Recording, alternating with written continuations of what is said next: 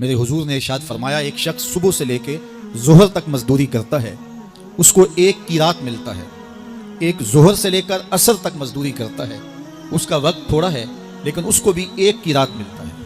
اور تیسرا شخص عصر سے لے کر مغرب تک مزدوری کرتا ہے، اس کو 2 قیراط ملتے ہیں جبکہ اس کا وقت دونوں سے کم ہے۔ فرمایا پہلی مثال یہود کی ہے، دوسری مثال نصارہ کی ہے، اور تیسری مثال میری امت کی ہے کہ اس کو تھوڑے عمل پر زیادہ ثواب دیا جاتا ہے۔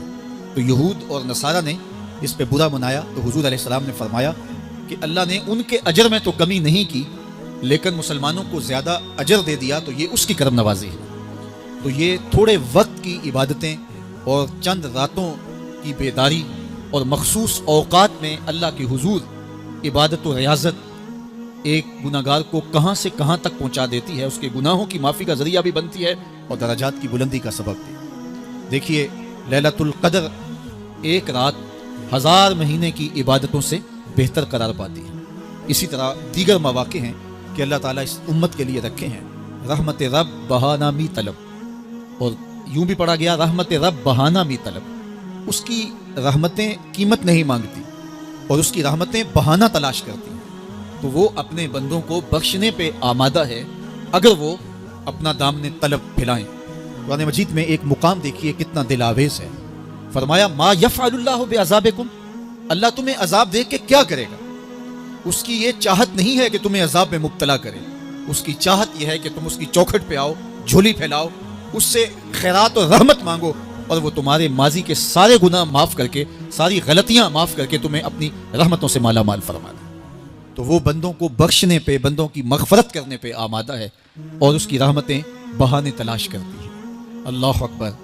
اور دوسری جانب اس کے بندے، اس کے مملوک، اس کی مخلوق اور مخلوق کی گناہگار اور نیکوکار اس کی رحمتوں کے طالب ہوتے ہیں، بلکہ وہ گناہ کرنے کے بعد جب معافی مانگتے ہیں تو اللہ کو یہ معافی بہت پسند ہے۔ معافی مانگنا، اس کے حضور اپنے دامن کو پھیلانا، وہ اس کو بہت زیادہ محبوب ہے۔ انسان کی فطرت کے اندر گناہ رکھا گیا ہے، آگ، ہوا، مٹی، پانی، یہ ان 4 چیزوں کا مرکب ہے۔ اس کے جو عناصر ہیں اس میں کبھی اعتدال قائم نہیں رہتا اور اس سے گناہ سرزد ہو جاتے ہیں۔ گناہ کرنے کے بعد بندے کا اس گناہ پہ اصرار کرنا، اڑ جانا، ضد کرنا، توبہ نہ کرنا، اللہ کو یہ پسند نہیں۔ لیکن اگر اس سے گناہ سرزد ہو جائے تو پھر وہ توبہ کر لے تو اللہ کو یہ بہت زیادہ پسند ہے۔ جو اس سے ہو سکے نیکی وہ اللہ کے حضور پیش کرے، لیکن اس کے اندر جو شر رکھی گئی ہے، اس کے اندر جو قوتیں گناہ کی رکھی گئی ہیں، اس سے اگر اس سے گناہ سرزد ہو جائے تو پھر وہ اللہ سے توبہ کرے، اللہ کی طرف رجوع کرے، تو اللہ اس کی توبہ کو نہ صرف قبول کرتا ہے بلکہ اس کے گناہوں کو معاف کرتا ہے اور گناہوں کو بدل کے نیکیوں میں تبدیل کر دیتا ہے۔ جب گناہ نیکیوں میں تبدیل ہو گئے تو جتنا بڑا گناہ گار تھا اتنا بڑا نیکوکار ہو گیا۔ حضرت سیدنا عمر رضی اللہ تعالیٰ عنہ بازار میں جا رہے تھے تو ایک شرابی نے ہاتھ میں بوتل پکڑی تھی شراب کی، تو حضرت عمر ہاتھ میں درہ رکھتے تھے اور آپ کا جاہ و جلال دیتنیت ہوتا، تو جو ہی حضرت عمر رضی اللہ تعالیٰ عنہ کو اس نے دیکھا تو ڈر گیا اور دل ہی دل میں کہا اے اللہ آج عمر کے قہر سے بچا لے، میں تیری بارگاہ میں سچی توبہ کرتا ہوں، اور جلدی سے شراب کو بغل میں چھپا لیا۔ اتنے میں حضرت عمر سر پہ پہنچ گئے اور گرج کر کڑک کے کہا کہ یہ تیری بغل میں کیا ہے، کیونکہ اس کو بوتل چھپاتے دیکھا تھا تو وہ ڈر گیا اور ڈرتے ڈرتے کہنے لگا حضرت یہ سرکہ ہے۔ اب تھی تو شراب لیکن ڈرتے ہوئے بولا حضرت سرکہ ہے، تو حضرت عمر نے کہا نکال۔ جب نکالا تو شراب نہیں تھی، واقعی سرکہ بن چکا تھا۔ تو جب اللہ کے حضور کوئی توبہ کرتا ہے اللہ اس کے گناہوں کو بدل کے نیکیوں میں تبدیل کر دیتا ہے۔ حدیث پاک میں آتا ہے کہ قیامت کے دن اللہ ایک شخص کو کہے گا کہ اپنا نامہ اعمال پڑھ، تو وہ نامہ اعمال پڑھنے لگ جائے گا، تو نامہ اعمال کے اندر چھوٹے گناہ بھی ہوں گے، بڑے گناہ بھی ہوں گے، تو اللہ سے حیا کرتے ہوئے، شرم کرتے ہوئے وہ بڑے بڑے گناہوں کو چھوڑتا جائے گا اور چھوٹے چھوٹے گناہوں کو پڑھتا رہے گا۔ جب وہ سارے گناہ پڑھ چکے گا اور کتاب ختم ہوگی تو اللہ تعالیٰ اس سے فرمائے گا میرے بندے تو نے یہ جتنے گناہ پڑھے ہیں میں نے سب کو بدل کے نیکیوں میں تبدیل کر دیا۔ تو بندہ کہے گا اللہ ابھی تو میرے بڑے بڑے گناہ رہتے ہیں جو میں نے پڑھے ہی نہیں۔ فضاحک النبی حتی بدت انیابہ، حضور جب یہ بیان فرما رہے تھے تو حضور اتنا مسکرائے کہ صحابہ نے حضور کی داڑھیں دیکھ لی۔ تو پہلے وہ بڑے بڑے گناہ چھوڑے جا رہا تھا، لیکن جب اللہ فرمائے گا کہ میں تیرے گناہوں کو بدل کے نیکیوں میں تبدیل کر دیا، وہ کہے گا ابھی تو بڑے بڑے گناہ رہتے جو میں نے ابھی پڑھے ہی نہیں۔ تو جب کوئی بندہ اس کے حضور توبہ کرتا ہے اللہ یہ نہیں دیکھتا اس نے گناہ کتنے کیے ہیں، یہ دیکھتا ہے بندہ آیا میری چوکھٹ پہ ہے تو اللہ اس کے پچھلے سارے گناہ معاف فرما دیتا۔ اللہ اکبر۔ میرے اور آپ کے حق و مولا نے اللہ کے حضور توبہ کرنے اور اس پر اللہ کی خوشی اور اللہ کی خوشنودی کا ذکر کرتے ہوئے ایک مثال بیان فرمائی کہ ایک شخص صحرا میں سفر کر رہا تھا تو وہ ایک درخت کے نیچے دوپہر کاٹنے کے لیے، سستانے کے لیے رک گیا اور درخت کے ساتھ اپنے اونٹ کو باندھ دیا اور خود لیٹ گیا تاکہ دوپہر کاٹ لو۔ تھوڑی دیر کے بعد جب اس کی آنکھ کھلی تو اس نے کیا دیکھا کہ اونٹ ماں ساز و سامان کے ساتھ غائب ہے۔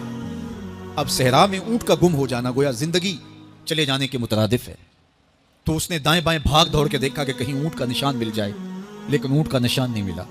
تا حد نظر کوئی انسانی آبادی نہیں۔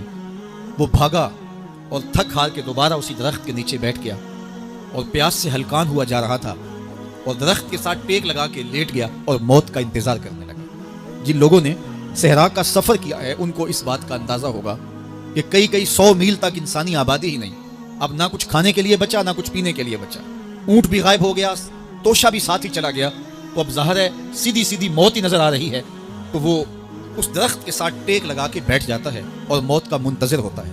تھوڑی دیر کے بعد پھر اس کی دوبارہ آنکھ لگ جاتی ہے۔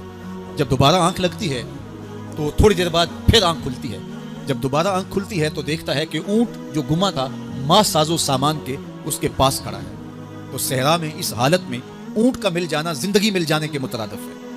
تو وہ اتنا خوش ہوا کہ خوشی کی انتہا نہ رہی، بلکہ مسرتوں کے ہجوم میں درک گیا اور کہنے کیا لگا، اللہم انت عبدی وانا ربک، اے اللہ تو میرا بندہ اور میں تیرا رب۔ کہنا تو یہ تھا کہ تو میرا رب اور میں تیرا بندہ، لیکن مسرتوں کا ہجوم ہی اتنا تھا، خوشیوں کا ہجوم ہی اتنا تھا کہ زبان پہ قابو نہ رہا۔ کسی کے آنے سے ایسے ہوش اڑے ساقی کے، شراب سیخ پہ ڈالی اور بوتل میں کباب۔ کہنا یہ تھا اللہم انت ربی وانا عبدک، لیکن اس قدر خوش ہوا جب بھی تیری قربت کے امکان نظر آئے ہم اتنے خوش ہوئے کہ پریشان نظر آئے۔ تو کہنا یہ تھا کہ اے اللہ تو میرا رب اور میں تیرا بندہ، لیکن خوشیوں کے ہجوم میں وہ کہتا ہے اللہم انت عبدی وانا ربک، اے اللہ تو میرا بندہ اور میں تیرا رب۔ حضور یہ بات بیان کرنے کے بعد صحابہ سے پوچھتے ہیں کہ ذرا بتاؤ اس بندے کو کتنی خوشی ہوئی کہ خوشی میں زبان بھی قابو نہ رہی اور اپنے آپ پہ کنٹرول نہ رہا، اور خوشیوں کے ہجوم میں اسے یہ بھی پتہ نہیں چل رہا کہ وہ کیا بول رہا ہے۔ تو صحابہ نے عرض کی حضور بہت زیادہ اسے خوشی ہوئی۔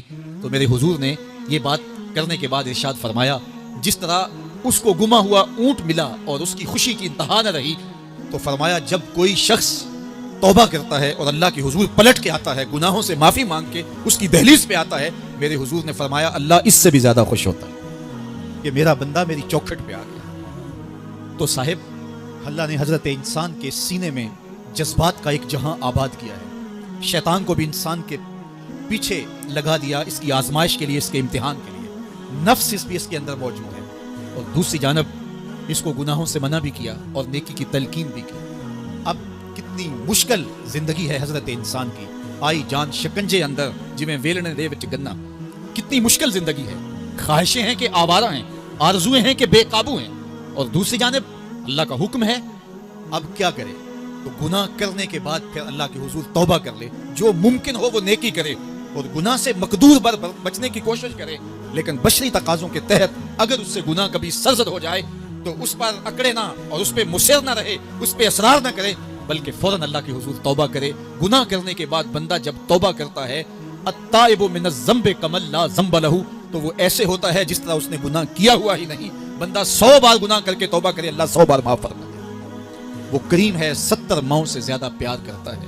تو بندے اس کی دہلیز پہ جب توبہ کرتے ہیں، رجوع کرتے ہیں اور اس سے معافی مانگتے ہیں، تو وہ یہ نہیں دیکھتا کہ یہ گناہ گار کتنا بڑا ہے، وہ یہ دیکھتا ہے کہ یہ میری دہلیز پہ آیا ہے اور اس کے ما قبل کے سارے گناہ معاف بھی کرتا ہے، بلکہ گناہوں کو بدل کے نیکیوں میں بھی تبدیل کر دیتا ہے۔ آئیے اب قرآن مجید میں ان لوگوں کی کہانی بھی پڑھیے جو اپنی زندگی کو اپنے مالک کے نام لگا چکے ہیں، اور ان سے اگر کوئی معاملہ سرزد ہو جاتا ہے تو وہ کس قدر اللہ سے ڈرتے ہیں۔ والذین یؤتون ما آتوا وقلوبهم وجلہ انہم الی ربہم راجعون۔ فرمایا کہ وہ لوگ جب ان سے کوئی خطا سرزد ہو جاتی ہے، کوئی گناہ ہو جاتا ہے، تو ان کے دل لرز جاتے ہیں، خوف خدا سے وہ کانپنے لگ جاتے ہیں۔ انہم الی ربہم راجعون، تو وہ اپنے رب کی طرف رجوع کرنے والے ہوتے ہیں۔ اگر ان سے کبھی کوئی گناہ سرزد ہو جائے، ان سے کوئی غلطی سرزد ہو جائے، تو پھر اس پہ ضد نہیں کرتے, اس پر مصر نہیں ہو جاتے, اس پر حجتیں اور دلیلیں نہیں لاتے, بلکہ وہ کیا کرتے ہیں, فوراً اللہ کے حضور رجوع کرتے ہیں اور معافی مانگتے ہیں. اور اللہ کو یہ بہت پسند ہے کہ کوئی مجھ سے معافی مانگے, اور اللہ انہیں معاف کر دیتا ہے. اللہ اکبر. حضرت عبداللہ ابن مسعود رضی اللہ تعالیٰ عنہ فرماتے ہیں کہ مومن کی یہ شان ہے کہ جب وہ گناہ کر بیٹھے تو وہ یوں محسوس کرتا ہے جس طرح پہاڑ تلے آ گئے. یہ اس کی کیفیت ہے کہ گناہ کرنے کے بعد, نافرمانی کرنے کے بعد اس کا دل لرز اٹھتا ہے. وَقُلُوبُهُمْ وَجِلَةٌ, ان کے دل خوف خدا سے لرزنے لگ جاتے ہیں کہ ہم سے یہ گناہ کیوں سرزد ہو گیا, یہ تو اللہ کی ناراضگی کا سبب ہے. تو حضرت عبداللہ ابن مسعود فرماتے ہیں یوں محسوس کرتے ہیں جس طرح پہاڑ تلے آ گیا ہے, اور پہاڑ ابھی گر جائے گا اور انہیں کچل دے گا. تو وہ جلدی جلدی تلافی کرتے ہیں, توبہ کرتے ہیں, رجوع اللہ کرتے ہیں تاکہ ہمارا گناہ معاف ہو جائے. اور منافق کی مثال بھی بیان کی گئی. جب وہ گناہ کرتا ہے تو یوں محسوس کرتا ہے جیسے بدن پہ مکھی بیٹھی تھی, ہلکے اشارے سے اڑا دی. سویر سے لے کر شام تک کتنی بار ہم اپنے بدن پہ بیٹھی مکھیاں اڑا دیتے ہیں اور ہمیں شام کو یاد بھی نہیں ہوتا کہ یہ عمل ہم نے کتنی بار کیا. میں اور آپ اپنے اندر اتر کر کے دیکھ سکتے ہیں ہماری کیفیت باطن کیا ہے. نمازیں چھوڑی, جھوٹ بولا, غیبت کی, چغلی کی, کسی کا دل دکھایا, کسی کو تکلیف دی, گالی گلوچ کیا, سب کو شتم کیا, سویر سے شام تک کیا کیا گناہ کیے. کبھی خیال بھٹکے, کبھی سوچیں آوارہ ہوئیں, کبھی نگاہوں نے بدکاریاں کی, کبھی زبان نے جرم کیے, اور شام کو ہمیں یاد بھی نہیں ہوتا کہ آج ہم نے کیا کیا جرائم کیے, آج ہم نے کیا کیا گناہ کیے. اگر ہماری یہ کیفیت ہے تو یہ عملی نفاق ہے کہ بدن پہ مکھی بیٹھی اور اڑا دی. اور اگر ہماری کیفیت یہ ہے کہ گناہ کے بعد یہ محسوس ہوتا ہے کہ ہم پہاڑ تلے آ گئے اور اللہ کی ناراضگی ہم نے مول لے لی اور جلدی جلدی توبہ کر کے رجوع کرنے کی جانب بڑھتے ہیں, تو پھر مبارک ہو. نہیں تو مجھے اور آپ کو اپنا محاسبہ کرنا چاہیے. ہمارے دلوں پر زنگ چڑھ گئے ہیں اور ہماری کیفیت یہ ہو گئی ہے کہ گناہ کرنے کے بعد بھی ہم ڈٹے رہتے ہیں.